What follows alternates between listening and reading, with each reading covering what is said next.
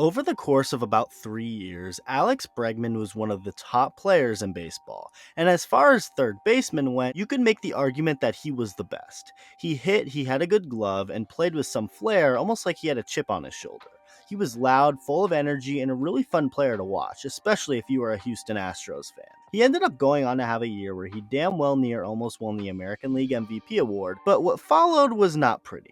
Bregman and his teammates were busted for cheating in a sign stealing scandal, and ever since that report came out, Alex Bregman has not been the same player we were used to. So, what happened?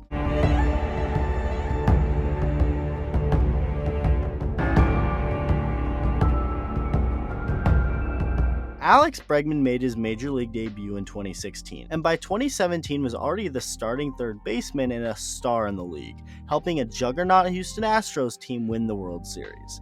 As for 2018, he was even better, helping lead the Stros to the ALCS, and as for 2019, he was even better again. In 156 games played in 2019, Bregman hit .296 with an OPS over 1,000, mashing 41 home runs, 37 doubles, drove in 112, and walked 119 times, which was 36 more times than he struck out. It was incredible, as he'd become an all-star for the second straight year, win his first Silver Slugger award, and finish second in the AL MVP race, all while helping lead the Astros to just one away from a World Series title. By this point, it was clear that Alex Bregman was one of, if not the best third baseman in all of baseball, with a big payday ahead of him. That's when the Astros sign stealing scandal came out, and all hell broke loose. The Houston Astros were public enemy number one, with pretty much every player on that team getting a ton of hate, as the fans were not happy, understandably so. George Springer and Alex Bregman were really the only Astros hitters from that 2017 team to hit well in 2020, and Springer has continued to be incredible since the report came out, proving that he's not just some product of stealing signs. The 2020 season was a big struggle for Jose Altuve, but he has since figured it out, same with Carlos Correa, and it's gotten to the point where the Houston Astros are not public enemy number one anymore, at least not the way they were in 2020 and 2021. There's one guy from that young 2017 Astros core, however, who hasn't been very good since the cheating report came out, and that's Alex Bregman. I just mentioned he was pretty good in 2020, and that's because he was. Even though it was just a 42-game sample size in a 60-game season, Bregman hit to an 801 OPS. Okay, pretty good. 2021 was back to the full 162-game schedule, and Alex Bregman has not been very good since. He was forced to miss 2 whole months last year due to a left quad injury, but when he did play, Bregman wasn't very good, or at least not what we were all used to. He finished the year hitting .277 with a .777 OPS in 91 games, hitting just 12 homers. It's not a horrible season, as his OPS was .114, which for those who don't know, 100 is league average, so he was 14 points above league average.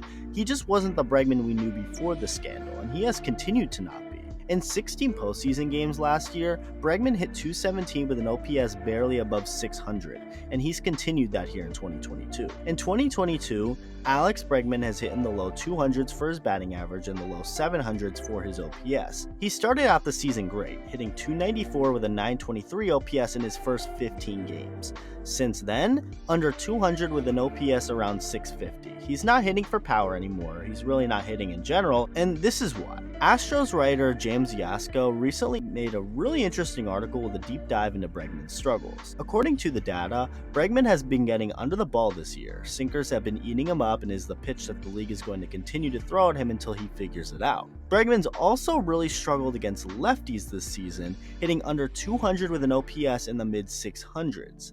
This can all change in a hurry, absolutely, as we all know what Bregman is capable of. But you have to wonder if the cheating scandal has a little something to do with it. When that report came out that proved the Astros cheated, I'm sure that put a ton of pressure on some of those guys to hit and prove everyone that they weren't just a product of the cheating. As the report states, the Astros cheated in 2017 and for some of 2018, so Bregman's almost MVP season in 2019 had no cheating to help it. But do we truly know that? No, we don't, but let's just say it didn't. Former MLB pitcher and current MLB Network analyst Dan Plesac recently made a good point, saying that he thinks Bregman started to put some pressure on himself and press more, translating to some of the struggles we've since seen from him. I don't typically like to use the word decline for a young guy like Bregman, but there's no hiding that he has been declining for a few years now, a considerable amount compared to how he was from 2017 through 2019. Now, I'm not going to say Bregman is only good when he knows what pitch is coming, because again, the Astros allegedly didn't cheat that much or at all after 2017, and I truly do believe that Alex Bregman is just a really good natural hitter to begin with, just like Jose Altuve and his former teammates George Springer and Carlos Correa. Did the cheating help? Of course, but those four are incredible hitters. With that being said, Alex Bregman has not been so incredible as of late. I wouldn't be surprised if he starts to get hot, but as time continues to go on with Bregman struggling the way he's been at the plate, eyebrows will continue to raise. Let me know what you think about Alex Bregman, and thank you for watching.